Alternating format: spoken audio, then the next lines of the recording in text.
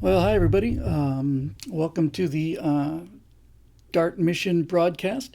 I think I put on my big boy pants, and I think I can show you this. Now that's already pretty cool.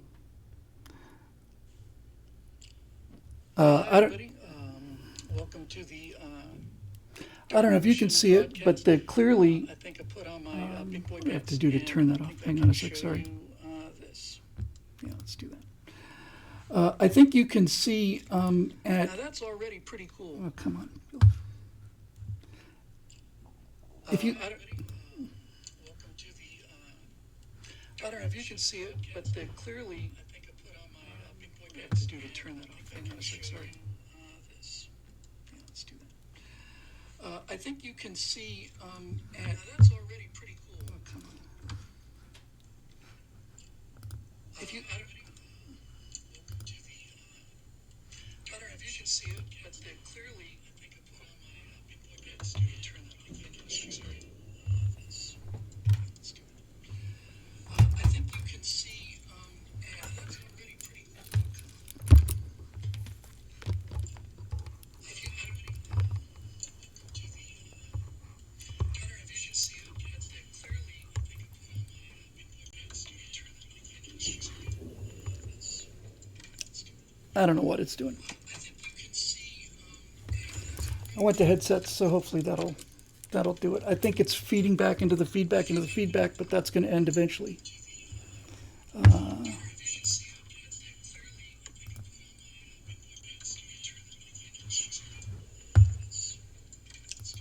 don't know what it's doing. There is a screenplay, feedback loop here. It's feeding back into the feedback, but that's going to end eventually. So this looks good. Looks real good. I don't know what it's doing. There is a screenplay, feedback loop here. It's feeding back into the feedback, but that's going to end eventually. So this looks good. Looks real good.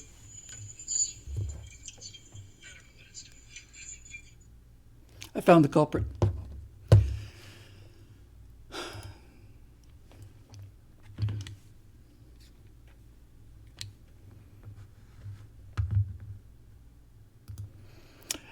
It was my iPhone, which was sitting here next to the microphone because I was trying to monitor all this stuff. But anyway, it's about 5 minutes till. And so about 20 minutes to impact, but we actually managed to do the stream. This is from the NASA stream. So I don't know about you guys, but it is pretty clear to me, and it has been for a while. You can see the main target in the middle there, and then the moon at about 1 o'clock, 2 o'clock.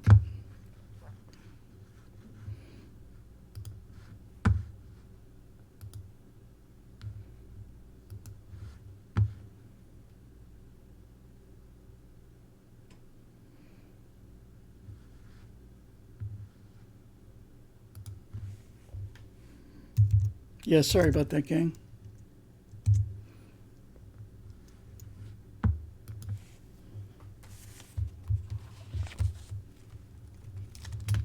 (18 minutes and 34 seconds) according to the DART mission page. And what am I looking for?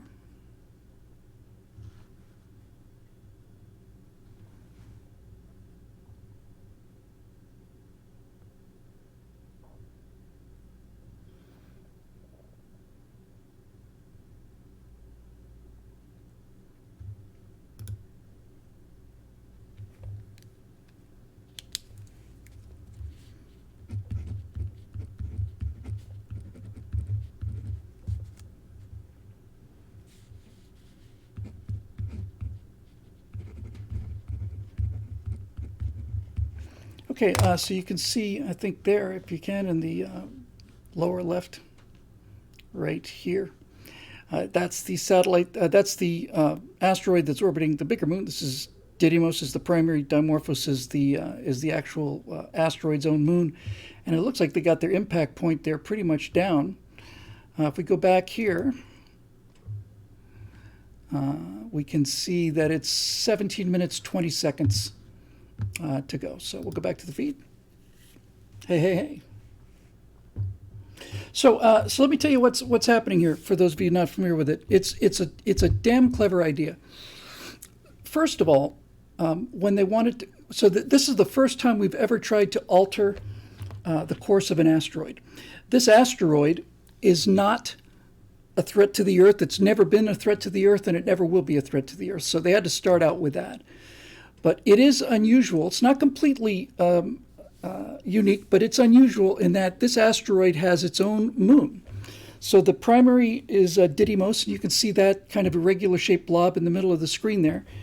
And then the moon is called Dimorphos, and that's that other dot that's up at about 2 o'clock on your screen now. And the plan is to fly the spacecraft that's taking these pictures right into the smaller of the two dots. Now, we've been able to look at this from Earth, this system, and as the small asteroid passes in front of the larger one, the light dips.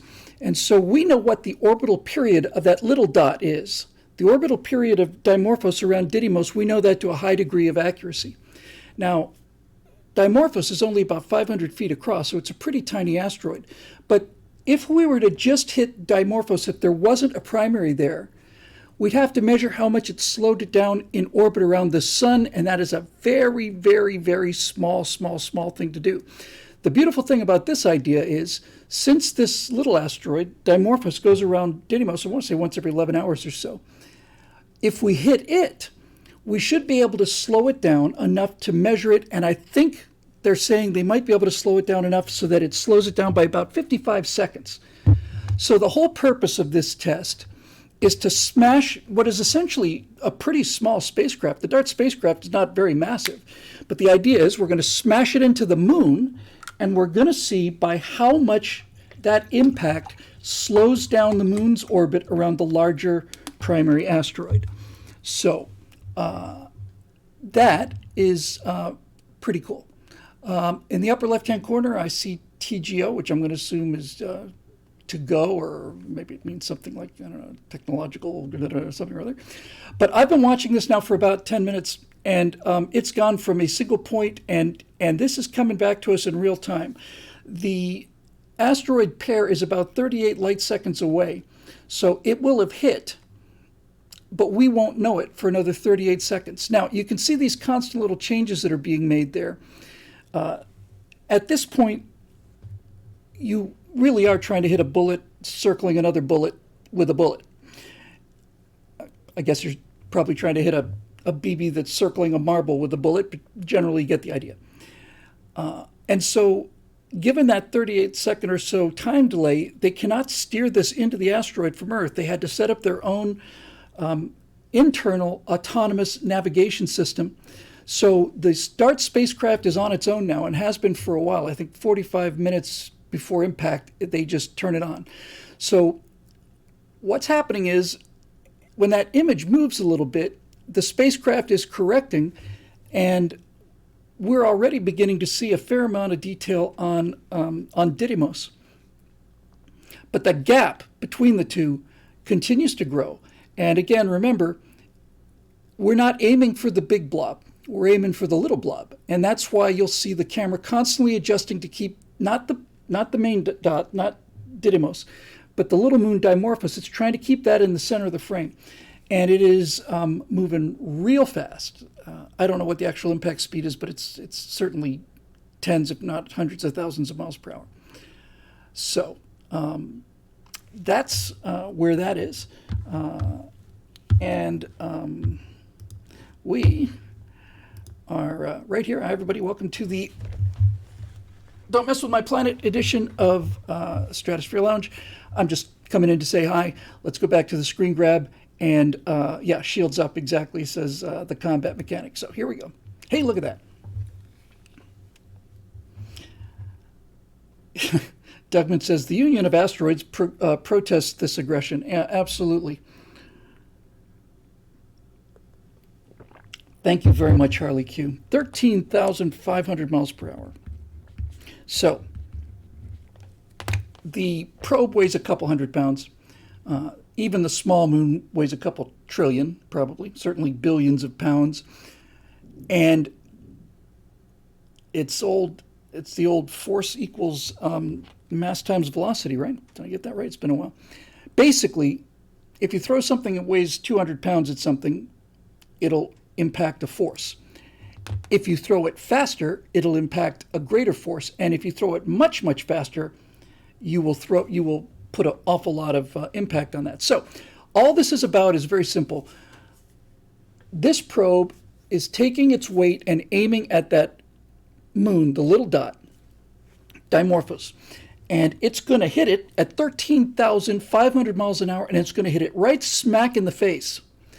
That impact is going to slow down the orbit of the little moon, of the little asteroid, around the big asteroid, and we want to know by how much.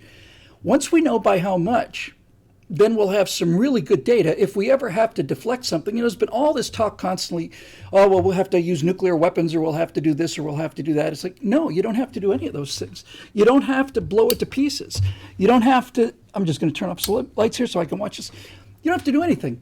All you have to do is slow it down a little bit, or, probably harder the other way, but another option would be to crash it from the other direction and speed it up a little bit. The beautiful thing about this, as I said, is that little asteroid has such a small relative mass that if you were trying to slow it down in its orbit around the sun, that'd be very, very, very difficult to measure, because its orbital period's got to be, I don't know, I would say maybe a year and a quarter, year and a half for this pair to go around the sun. But since the little one goes around the big one every, I would say, 11 hours or so, then by golly, this is something we can measure. So as NASA keeps saying, this is the first planetary defense mission ever. And I might point out that for most of the age of NASA's planetary exploration, NASA's been partnered with the Jet Propulsion Laboratory. JPL has been running these missions from Caltech here in California. But this one is being run from the Johns Hopkins Advanced Physics Lab. And Johns Hopkins also sent out the New Horizons probe that went out to Pluto. So these guys are getting it done. And it just bears mentioning, because, things are getting a little tough sometimes to look on the bright side. But basically, we're about to hit an asteroid with a spacecraft, and we're going to do it with we're going to do it having it being run by a university, basically. It's Johns Hopkins University Applied Physics Lab is doing all of this stuff. NASA got it up there. Now, you can notice, obviously, too, that there are two different cameras there. One of the cameras is on the actual DART mission, the impactor. But I want to say a few hours ago, DART dropped off, maybe it was yesterday, late yesterday. DART just kicked off a little brick, basically. It's a tiny little brick. It's about all it is. And it was built by the Italian Space Agency, and that is trailing behind the DART. So we should be able to see the impact of the first probe as that second thing, which is essentially just a camera box, as that is filming. So essentially we got a guy on the road, a mile behind us with his iPhone, and he's going to watch us crash into a barrier. And so unlike the Deep Impact mission or any other mission, obviously we'll should get a big close-up before it hits. But if this works according to plan, the second spacecraft that's trailing will the second spacecraft that's trailing will have live video pictures of the result of that first impact. Now, this is the first time we've intentionally tried to change an asteroid's orbit, but it's not the first time we've ever thrown a probe at an asteroid. The Deep Impact mission several years ago, 10, I think, something like that. Deep Impact was sent into an asteroid after it's finished its surveying mission, and it produced an impact plume that was enough to make that asteroid visible from Earth with binoculars. And a friend of mine who is a rocket scientist went out in the Mojave Desert and looked at that with his binoculars, and he said, how about that? I am looking up in the sky now, and I can see the effect of what humans have done to the heavens. We have actually altered the sky. I thought that was a pretty cool way of looking at it. Okay, so everything looks good. Looks like 9 minutes, 29 seconds, upper left-hand corner. To be perfectly honest with you, I don't know which camera is which. I suspect the one on the left is the one on the DART probe, and it is probably higher quality. So, how about that?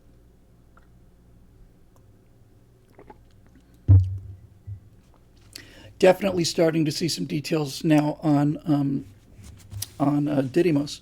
And that's another benefit, by the way. You know, we've flown to a bunch of asteroids now. I remember the first time we ever saw an asteroid. In fact, I remember the first time that images came back from Phobos when Mariner 9 went to Mars. I want to say that was 1971. And Phobos is a captured asteroid. So that was our first real chance to see and look at what they look like. But we've put satellites in orbit around Eros and just orbited for months. So the Japanese have sent probes that have landed on asteroids. I think there's a sample return mission that's currently underway. And Harley Q points out that NASA just loves this stuff. I'm a little over it. The camera names are Luke and Leia. Luke stands for the Lycia Cube Unit Energy Explorer. The Lycia, I think it's pronounced. The Lycia Cube is the Italian spacecraft that's trailing. So the Luke camera is on the trailing one, and then Leia is the Lycia Cube Explorer imaging for asteroid. Guys, you're trying too hard. You know, you're just trying too hard. Just call it camera 1, camera 2.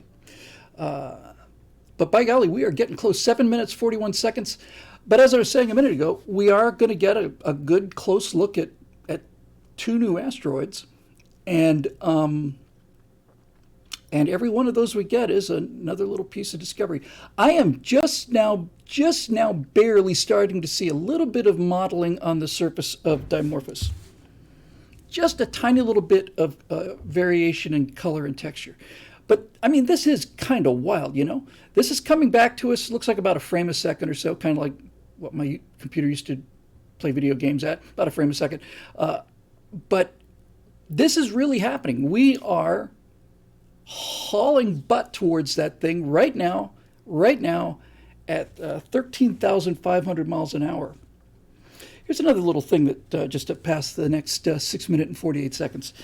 You've occasionally seen movies where guys go on land on asteroids and you see them kind of floating, and it's like the moon, but maybe not quite so much gravity. Any mission to an asteroid is a zero gravity mission. The gravity on this asteroid is 0.0000001 g. It is essentially zero. On an asteroid this size, without exaggeration now, you could do a single push-up and that would get you into escape velocity. So all of this stuff, a guy's walking on the surface of asteroids, not going to happen like that. They're going to float over the surface. And I just thought I'd throw that in. Definitely starting to see now a little bit of elongation on Dimorphos. And it looks to me, again, it's just starting to show, but it looks like both the primary, Didymos, and Dimorphos, they both look elongated in the direction of each other. That doesn't surprise me either. We thought for the longest time that most asteroids were just basically like a giant rock. But the more of them we visit, the more it begins to dawn on us that it's actually a collection of rocks. It's a handful of rocks that are held together by their weak mutual gravity, covered with a layer of dust. So it makes sense that it is essentially, I don't want to say fluid exactly, but it's not like granite. So it would make sense that the gravitational pull of the moon seems to be pulling one of those lobes out towards it. Now that could be completely random, of course. All right, things are starting to jump now. We see individual craters on Dimorphos. On Didymos. In fact, can we see my pointer here? Hey, right there. I don't know if that's showing up or not, but right there you can see crater there. You can see crater here. A little bit of length that way. And craters here, here. It's one here, a little bulge. It's going to be cool, man. Going to be cool. No, I guess actually you couldn't see that. Actually, come on. You know what? I think I need to do it like this. Let me try this. I hope I haven't. Okay, there we go. Now you should be able to see. No, it's just reading things. Doesn't matter. You don't need my pointer. You get the idea. All right, here we go, man. It's constantly making adjustments, keeping that little moon in the center. 4 minutes, 19 seconds to go. And as I mentioned at the beginning, it's on its own guidance. It is constantly making last-minute corrections with its maneuvering jets. But to be perfectly honest with you, now again, we got a target that's 500 feet wide, and it's millions and millions and millions of miles away. So it's nice to have the correction thing, but our navigation is so excellent these days, we probably could have hit it without them. In any event, what we don't want is we don't want to go zooming right past it.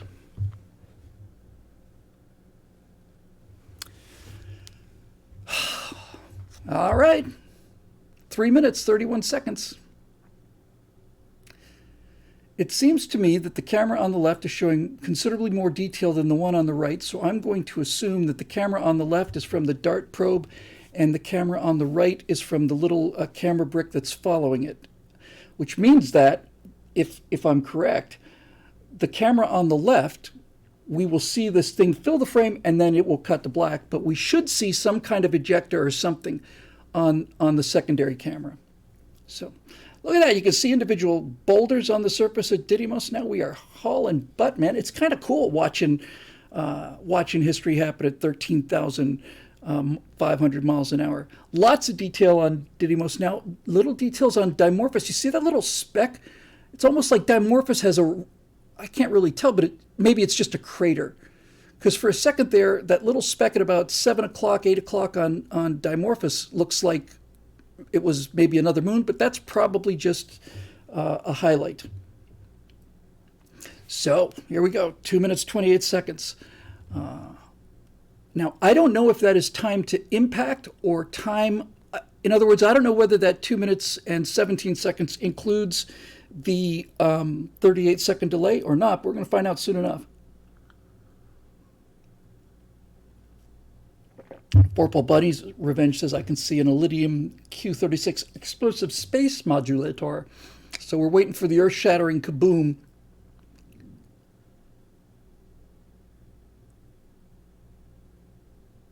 I'm so tired of people getting, I'm just constantly tired of people saying how awful humans are and we're cancer on the planet. We're a phenomenal species. It's amazing, amazing what we can do with these little cantaloupe-sized brains of ours.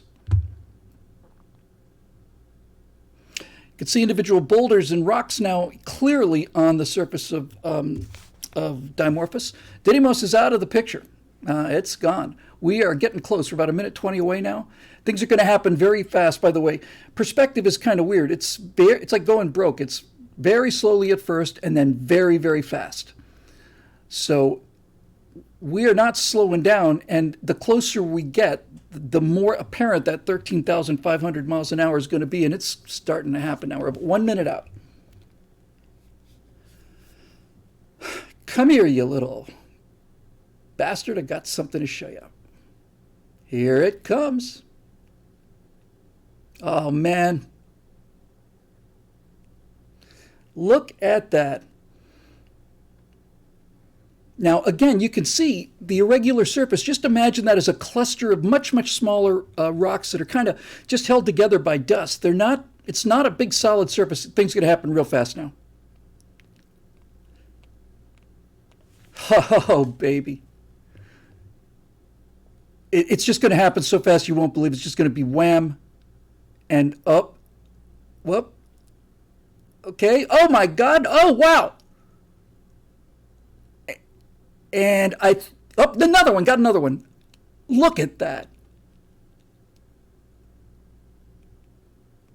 Okay, so that should be end of signal. That is end of signal. Now, where's the stuff from the trailing thing. Maybe that's not coming down live. I'm looking at the official NASA feed. I'd be surprised if it wasn't.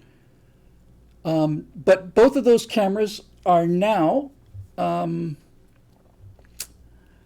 those cameras and the solar panels and all the rest of that stuff is buried in that asteroid. And to be perfectly honest with you, I'm certainly not disappointed with the mission, because that was really fun. But I did think that one of these cameras, I did think that we'd be getting a feed from the trailing camera that would show us the impact. And by the way, what you're seeing there right now with that red square is you can see that it was taking that top, what is it, 7th or 8th of the frame. It was starting to send that back. It's scanning that, and then baboom. So there's that. Now, part of me wants to say that NASA is going to stream a still or something from the Italian follow-up spacecraft. And if that's the case, we'll wait. But in any event, that was pretty dramatic. That was just pretty cool. I want to see how much damage we did. That's what I want to see. I want to see a big plume.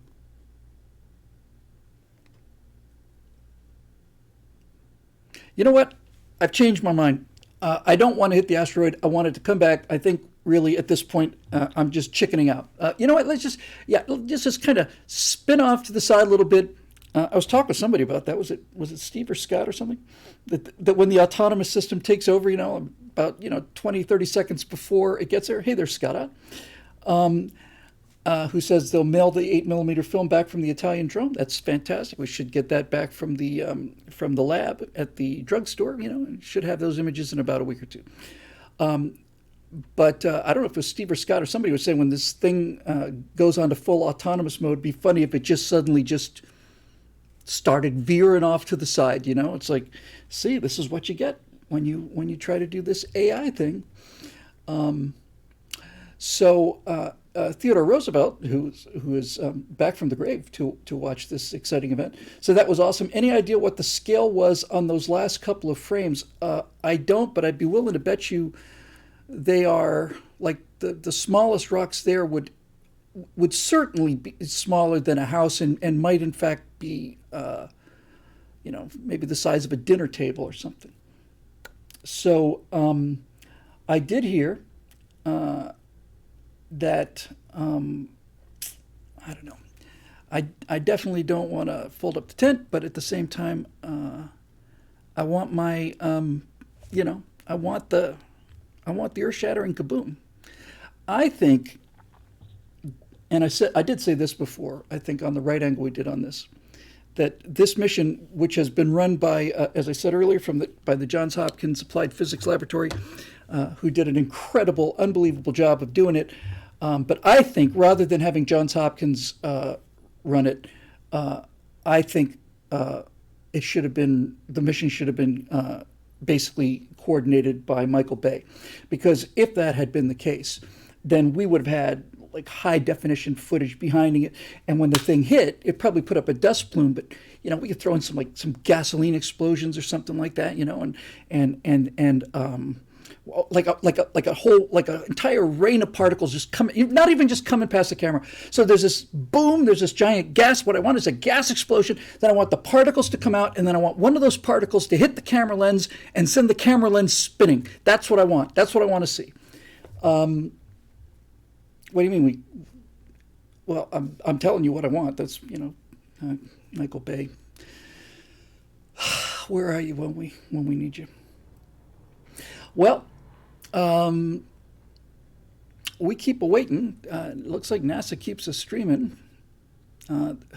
That's it. That's all she wrote.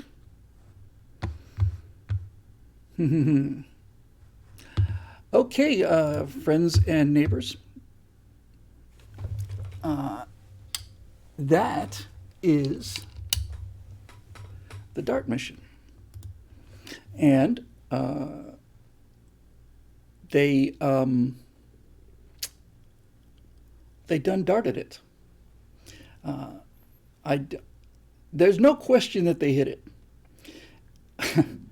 And the nice thing about this too, by the way, because it does bear mentioning, if it turns out that the Lucia brick, misses its bus or FedEx, loses it, whatever. We don't really need that second camera. We already have what we need, and that is we have the orbital period of that smaller asteroid down to sub-second precision. So this thing has hit it right in the face. It's orbiting, let's say it's orbiting this way, and it's gone ka-wham right into its nose. So it has slowed that little one down by some measurable amount. Now, the reason that this is science is because we want to know by how much. That's the entire reason we're doing it. You could probably deduce that if you smash something into something else head on, you're going to slow that something else down. So I don't know if that's really worth sending a probe out for, but what is sending a probe out for is, because it's in orbit around another asteroid, we have a real good idea of what the mass of that small asteroid is. And so now we know how much a probe that weighs that has this much mass, traveling at this speed, we know how much, when they do the calculations, how much it has slowed that thing down in its orbit around the bigger one. All of that to say that this is the first time we're going to have a sense of what the interior of an asteroid is, because that's where the DART probe is now. It's deep inside there. But in all seriousness, we really don't know exactly how densely packed an asteroid is, and we don't know how susceptible it is to things like an impact of things just a pinprick compared to the size of the target. So when we get the calculations, which we could start getting right now, when we see how much that orbit has been slowed down by, then we will have a pretty good idea we'll have a very good idea. Here's how much it got slowed down by. This is what the asteroid's composition is. We hit it with something that has this much mass, and we hit it with that much velocity. And then if we scale everything up, if we ever need to, we got something that's 10, 50, 100 times the size of this little Didymos, then we know that we need to punch this thing 100 times harder. You need to, instead of sending up 200 pounds, you need to send up 2,000 pounds, 20,000 pounds, maybe do it in a couple different missions. But again, the important thing about this mission is to realize that we do not have to blow up these things. We don't have to intercept them. We don't have to blow them up. All we have to do is we have to slow them down a little bit or speed them up a little bit. Final thing I'll say before we clock out here is back in the time when they made those movies like Armageddon and Deep Impact, I don't remember what the exact numbers were, but in 2009 we knew of, I can't even possibly guess, but just off the top of my head, right? We knew the location of several thousand asteroids. And right around those two movies, we started getting serious about surveying the skies. We now have, I would say, at least 2 orders of magnitude more asteroids. We probably know 100 times as many asteroids as we did even 10 years ago, largely because of amateur astronomers. As an amateur astronomer, let me say that I think if you go to the DART mission page, just look up DART mission and go to the NASA page, they're looking for, I think they're calling them sky defenders. Amateur astronomy can be really effective. And this kind of thing is great because rather than one big honking telescope, what you really want is, 10,000 hinkin little telescopes. And the way you detect these asteroids is you just take an exposure of the sky, and then you wait and you take another exposure of the sky, and you put them together, you just flash them back and forth. If your telescope has been tracking correctly, The stars will not have moved, but what you're looking for is one of those little dots will go ding, ding, ding, ding, ding, ding, ding, ding. You can't see it moving, it's too slow. So you take a picture and then you wait an hour, 2 hours, 4 hours, whatever, take another picture. The stars are all in their same position. But if you see something jumping, that's a sign that one of those little specks of light is not a star, it's an asteroid. And once you've detected that, then you can eventually start to work out, okay, how much is it jumping by over how much time, and so on and so on and so on. So it's pretty cool. I was talking with my friend Phil Trick the other day, and he reminded me that when I was, what was I? I was probably 14, 15, I guess. And I was working at the Southern Cross Observatory on top of the Museum of Science next to the planetarium in Miami. And we would get up there just after sunset, and we had 3 telescope bays, and we'd roll the roof back, just this gigantic roof on rollers, roll the roof back, and we'd set up the telescopes, and then we'd wait for it to get dark. And then I was looking up there, and you could start to see the brightest stars coming out, and I'm looking up there, and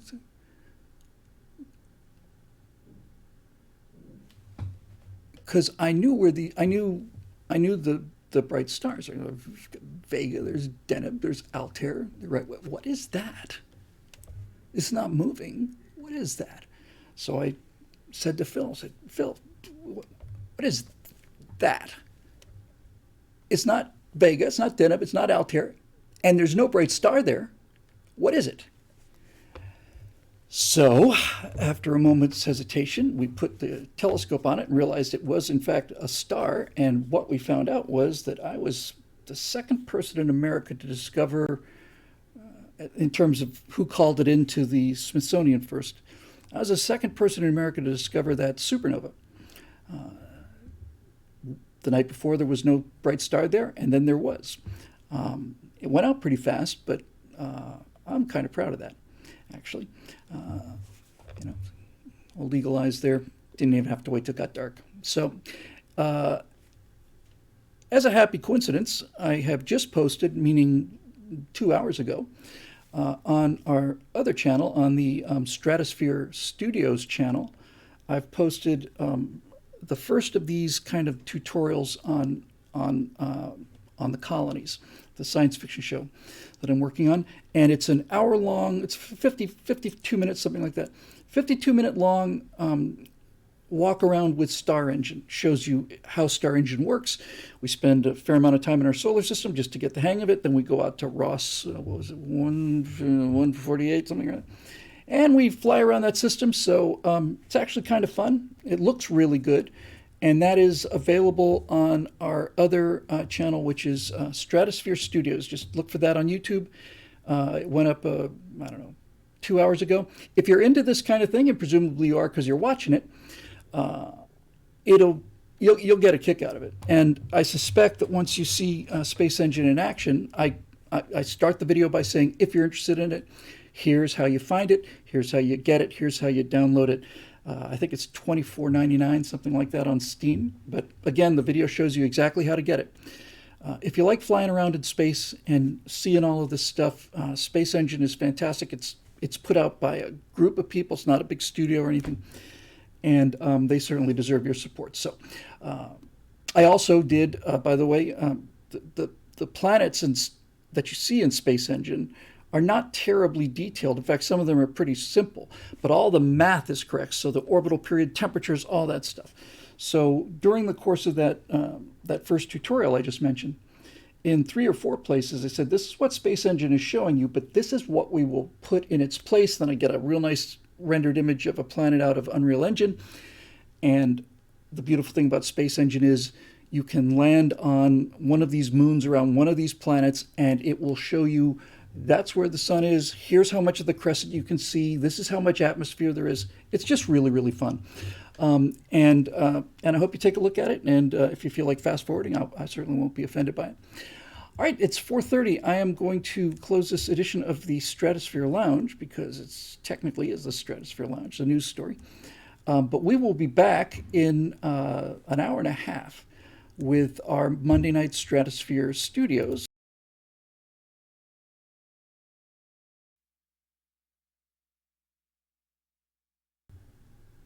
That's what's coming.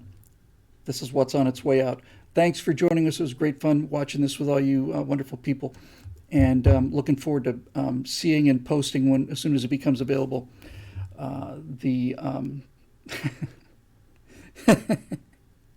Yeah, I can't wait to post the BDA. Um, the Italian probe is flying over, and it's doing a bomb damage assessment.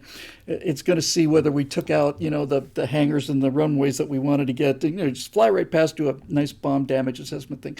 But with zero gravity or close enough to it, there's certainly going to be some kind of ejecta plume, and that's just going to keep going. And I don't know if presumably the Italian probe will fly right through that. So we'll see. And hey, by the way, thank you, Italy. I wish more of you. I wish more countries were doing this kind of thing. So thanks for putting the camera on there. I hope it worked real well. I know the Italian people are real excited about this, and they should be. This is something to be proud of. Okay, that'll do it for our special coverage of the DART mission impact, and it was a success. Looking forward to seeing the results. And for those of you who feel like coming back, we'll be back with the Stratosphere Studio Show in about an hour and a half, a little bit past 9 Eastern and 6 Pacific. So until then, thanks for joining us. Very impressive. We really did something really cool today. And thanks again for joining us.